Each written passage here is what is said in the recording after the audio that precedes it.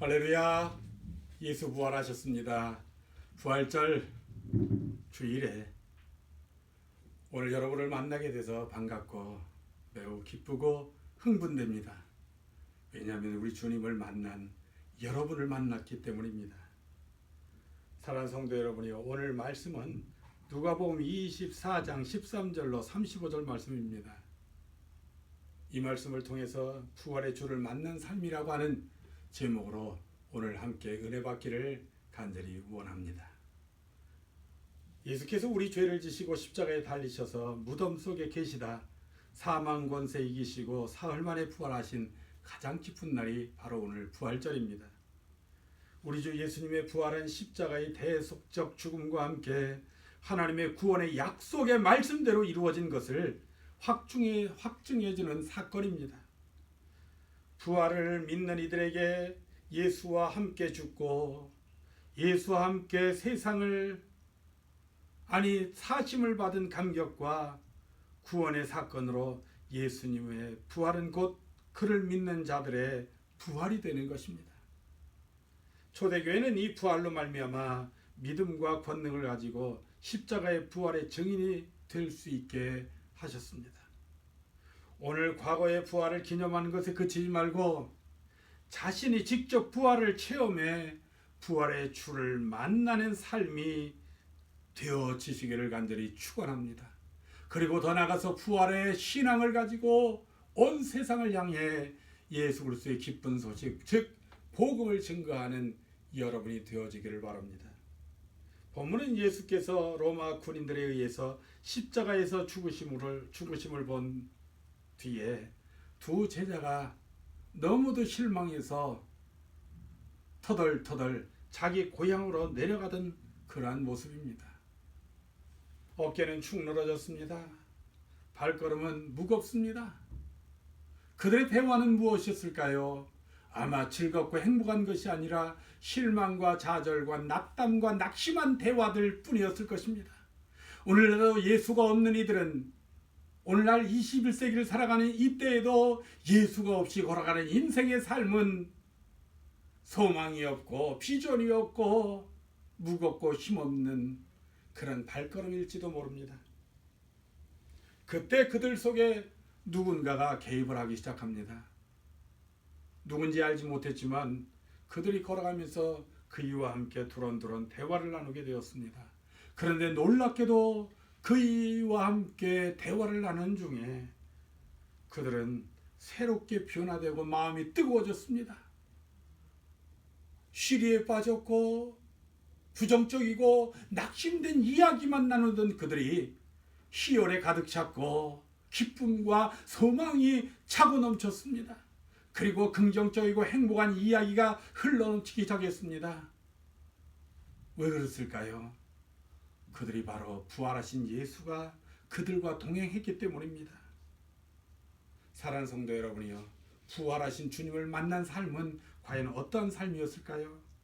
첫째로 새 힘과 새 용기를 얻고 과거를 씻고 새 출발하는 것입니다.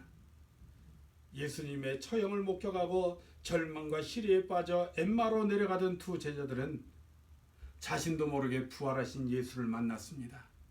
그리고 체험했습니다. 그리고 그들의 삶이 변화되었고 그들의 마음이 달라졌습니다. 두려움과 실패 속에 있었던 그들은 용기가 백배해서 복음의 증인이 되기 위해서 다시 예루살렘으로 돌아가는 장면을 우리는 봅니다. 예수님의 제자들과 초대교회 신도들은 예수님이 잡히시고 십자가를 지실 때 그들은 두려워 숨었습니다. 무서워하고 절망에 빠졌습니다. 그러나 예수 부활하신 그분을 만난 후에 그들은 새 힘을 얻었고 새 용기를 얻었습니다. 그리고 과감히 새로운 복음 전도자로 출발하게 되었던 것입니다. 사랑하는 성도들이여, 세상 세파에 시달려 절망과 좌절과 무서운 고통에 시달리던 이들도 예수를 만나면 새로운 인생으로 변화할 수 있습니다. 아니, 변화되는 것입니다. 아무리 어두운 과거를 지녔다 해도 부활하신 주님을 만나면 모든 것이 새로워집니다. 고린도전서 5장 17절에 그런 중 누구든지 그리스도 안에 있으면 새로운 피조물이라. 이전 것은 지나갔으니 보라 새 것이 되었도다. 사랑하는 여러분이요, 오늘 여러분이 주님을 만나면, 아니 만난 사람이 되었다면, 그리고 여러분의 주변의 사람들이 예수 그리스도를 만난 부활을 체험한 사람들이 되었다면 과거를 묻지 마세요. 이전의 삶을 회상하지 마세요. 왜냐하면 이제 새롭게 된 사람들이기 때문입니다. 우리가 아무리 힘들고 어려운 삶을 살지라도, 아니 요즘 우리나라와 전 세계 코로나19가 덮쳐서 큰 위기를 만났을지라도 예수, 바로 부활하신 그분을 만나면 우리는 새로운 용기가 솟고 힘이 솟고 활력이 차고 넘치는 그리스도인이 될 수 있는 것입니다. 부활의 아침에 예수님께서 주시는 힘과 용기로 멋진 세상을 활기차게 이어가게 되기를 간절히 축원합니다. 둘째로, 부활하신 예수를 만난 것은 새 생명을 발견하는 삶인 것입니다. 사랑하는 여러분이요, 막달라 마리아는 죽음을 찾아 무덤을 갔습니다. 그런데 놀랍게도 생명을 발견했습니다. 시신이 있는 무덤으로 갔으나 빈 무덤을 발견했고 생명이 가득 찬 부활의 무덤을 볼 수 있었습니다. 예수님의 부활은 우리 모두에게 참 생명을 주십니다. 사도행전 15장 25절 이하에 간수장이가 삶을 포기하려고, 그리고 나서 죽기로 결심하고 죽으려고 할 때에 예수님의 복음을 들었고, 그는 물론이요 그의 가족들까지도 구원을 받는 놀라운 역사가 일어난 것을 볼 수 있었습니다.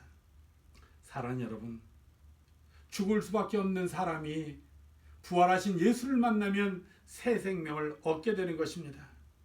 부활 소식은 사람들에게 희망과 용기를 줄 뿐 아니라 더 나아가서 새 생명을 주는 것입니다. 우리 주변에도 아직도 새 생명을 얻지 못하는 이들이 있습니까? 사랑하는 성도 여러분이요, 여러분이 오늘 부활하신 예수를 만났다면, 그리고 예수와 함께 사는 것이라면 오늘 그들에게 찾아가십시오. 그리고 부활의 기쁜 소식을 전하십시오.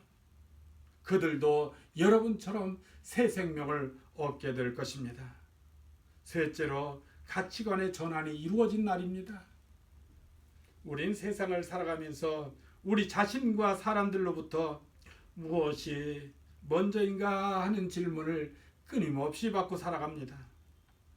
내 삶에 있어서 우선순위가 무엇인가를 우리는 많은 생각 속에, 번민 속에, 고민 속에 잠길 때가 한두 번이 아닙니다. 오늘 그의 인생, 우리의 인생에서 우선순위가 무엇인가에 따라서 그 사람의 인생은 달라지고, 우선순위에 따라서 그 사람의 삶의 목표는 달라집니다. 도박을 좋아하는 사람은 아마 도박에 빠져 패가 망신할 것입니다. 운동을 좋아하는 사람은 아마 운동선수가 되거나 운동의 열광적인 팬이 될 것입니다.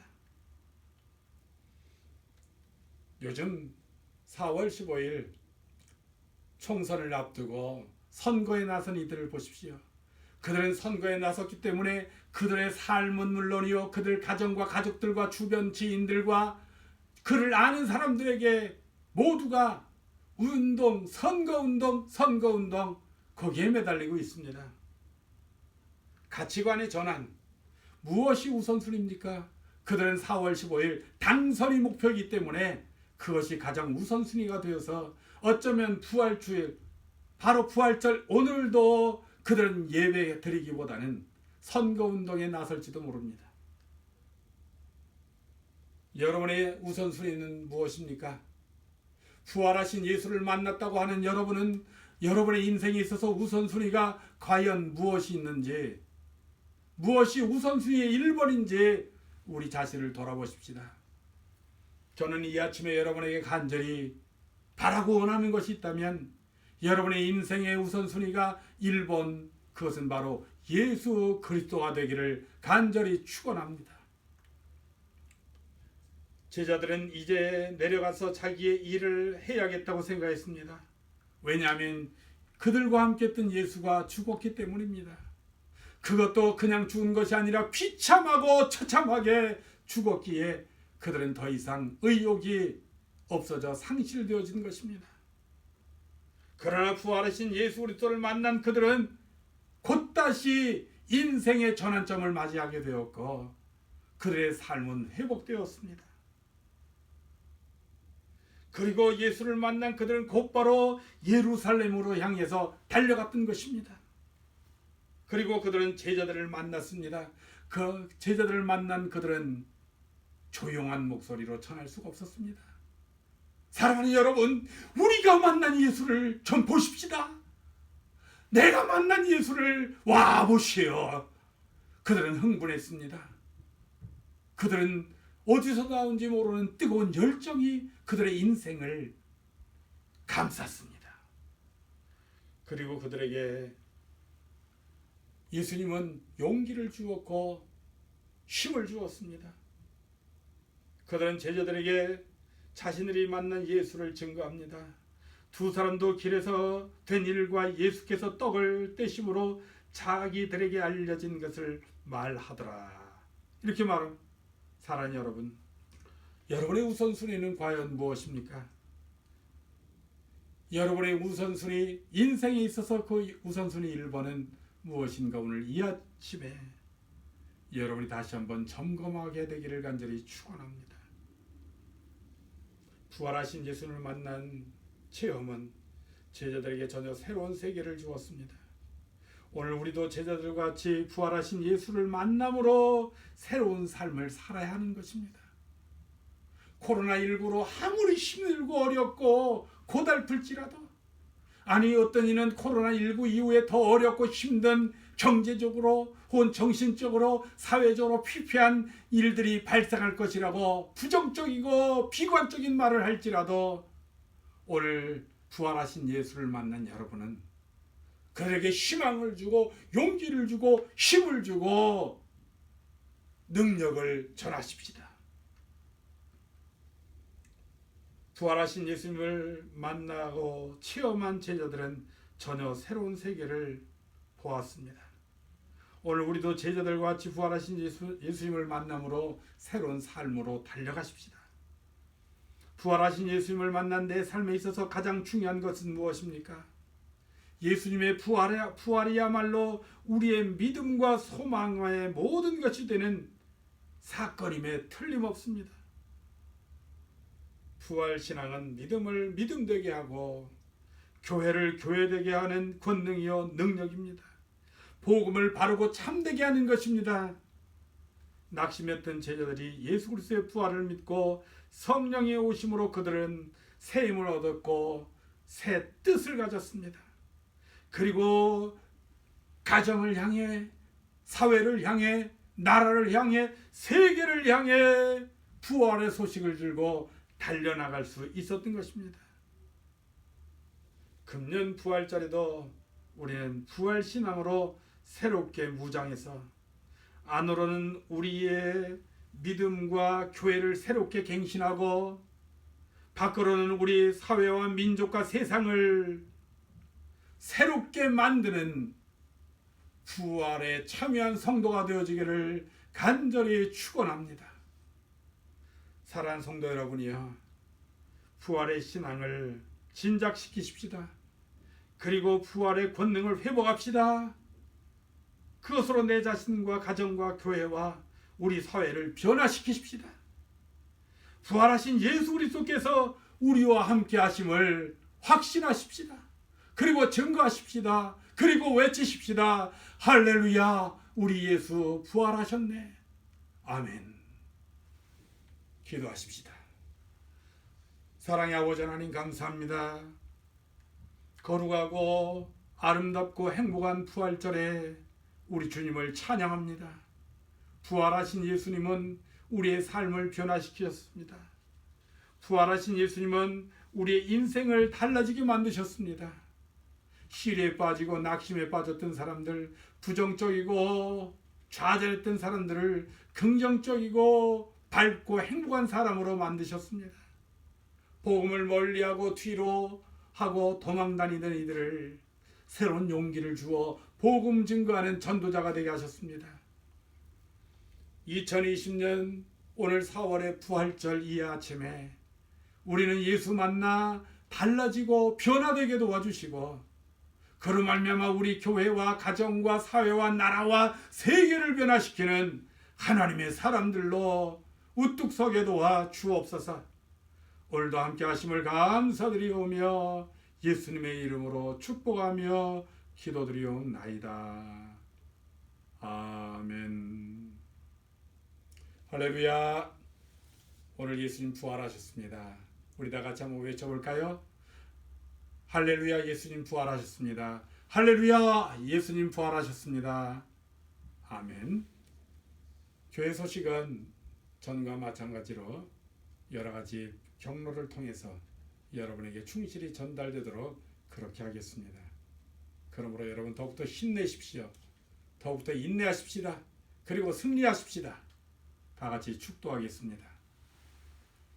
지금은 우리 주 예수 그리스도의 은혜와 아버지 하나님의 극진하신 사랑과 성령님의 교통교제 감화감동 내주 충만하신 은혜가 부활절 예배에 동참한 사랑하는 성도들과 영상으로 함께 예배드린 모든 성도들 머리머리 위에 이제로부터 그 은혜가 영원토록 함께 있을지어다.